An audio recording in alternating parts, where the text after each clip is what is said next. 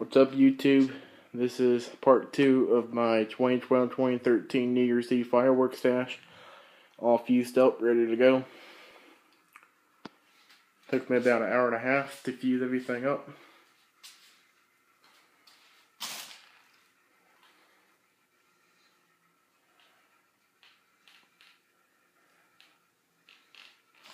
Here's my 50-shot finale rack.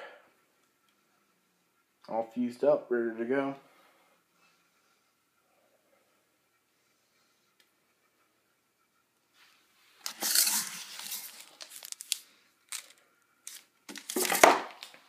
Some extra shells that I have.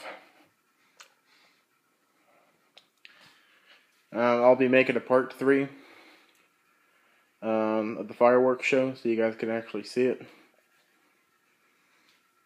Thanks for watching.